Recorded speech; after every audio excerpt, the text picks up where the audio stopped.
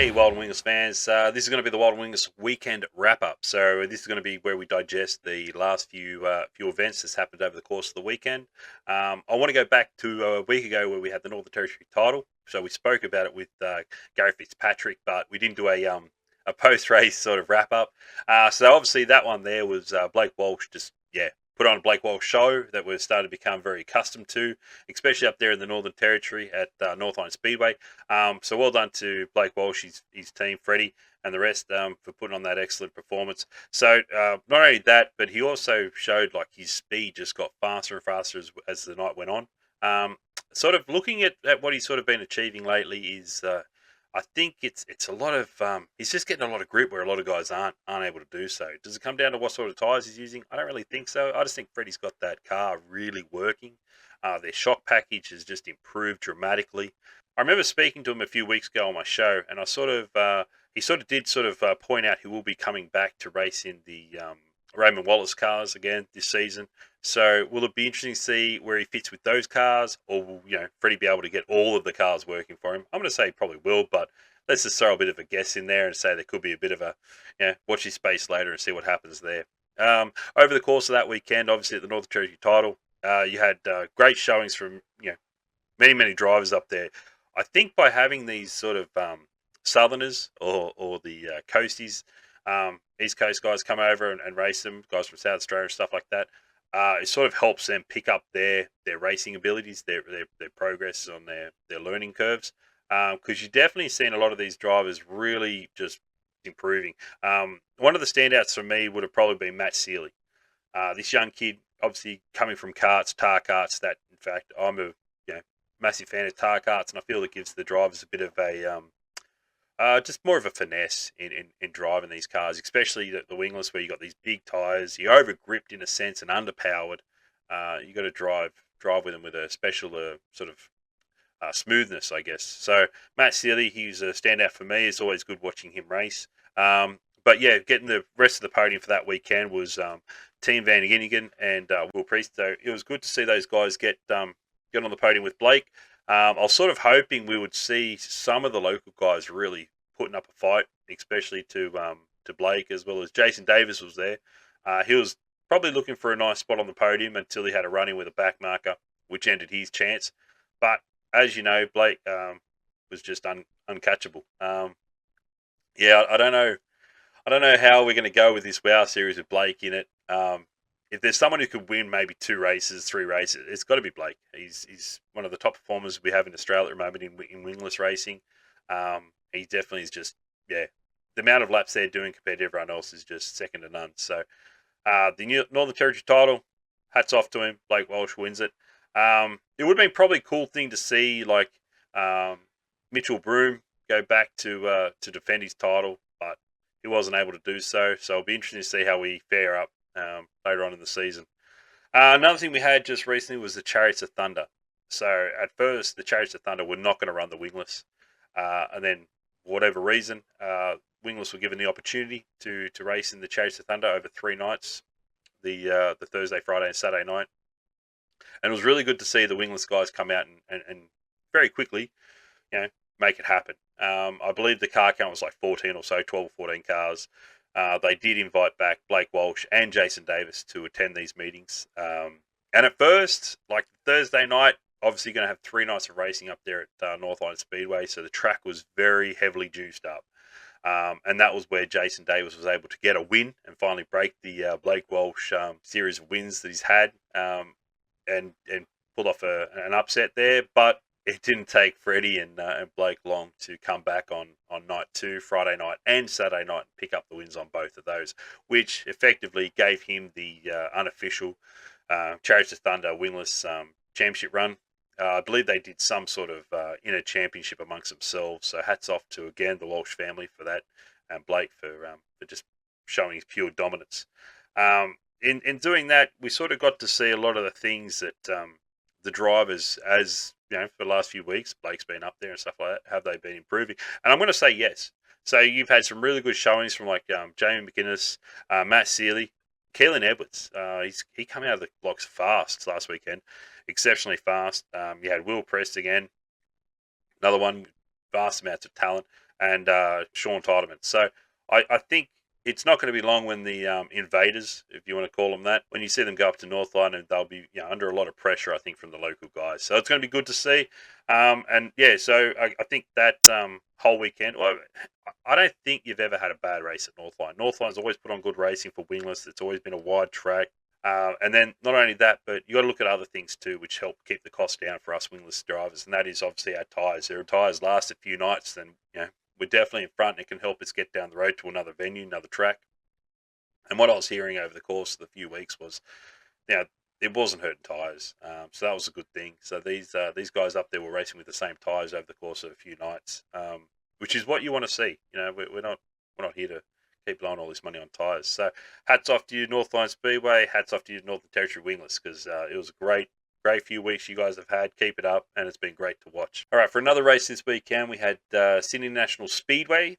We had the first round of the New South Wales Wingless Sprint Club Championship. We even had our current reigning club champion, NX47 of John Egan.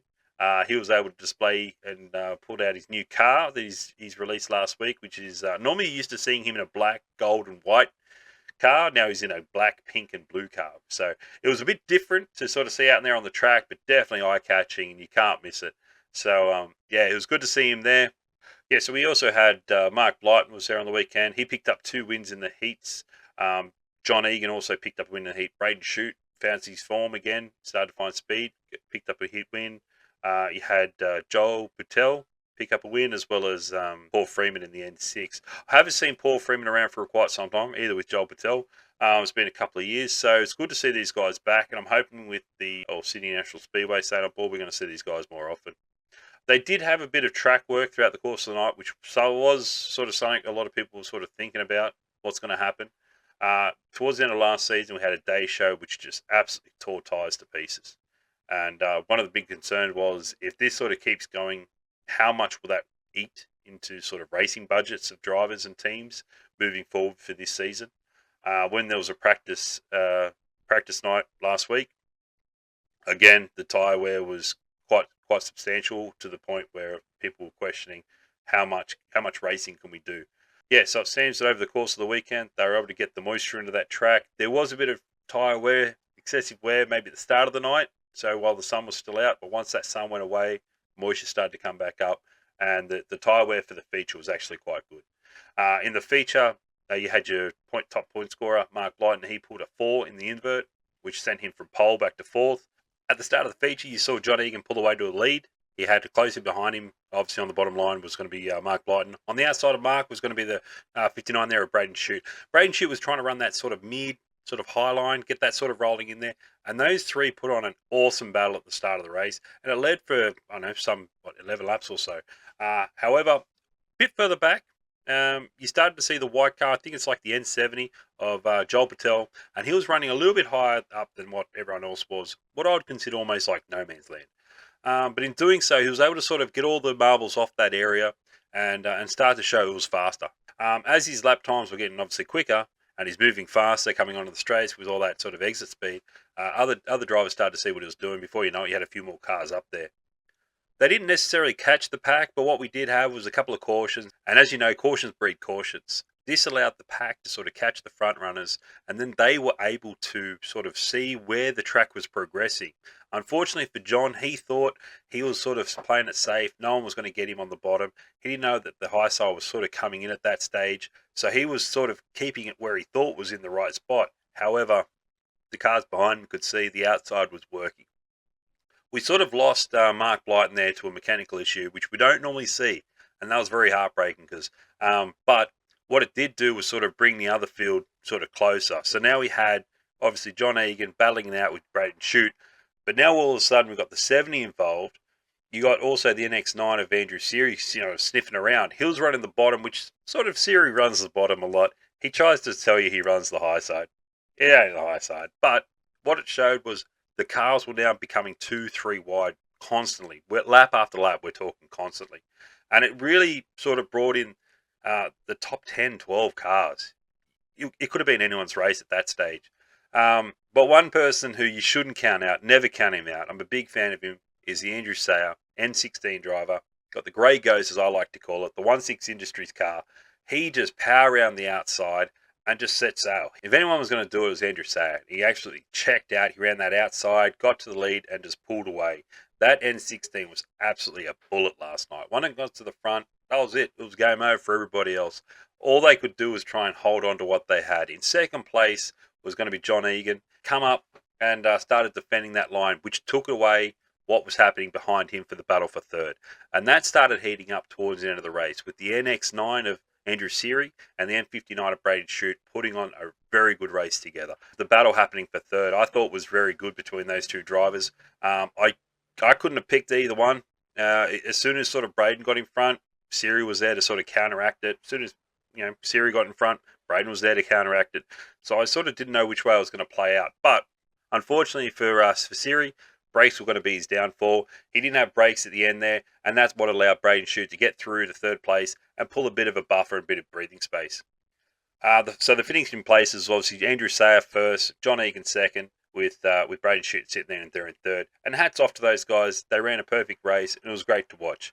The biggest mover in the feature was Corey Samet. He ended up moving up 8 places, which was a fantastic effort for him. He's been a very good driver over the years that I've gotten to know him. And I think it was good to sort of try and sort of watch where the drivers started to where they finished, just to see who passes the most. So hats off to Corey. He didn't come away with the win, but he definitely passed the most cars in the feature, and that's not an easy feat. So well done to you, Corey.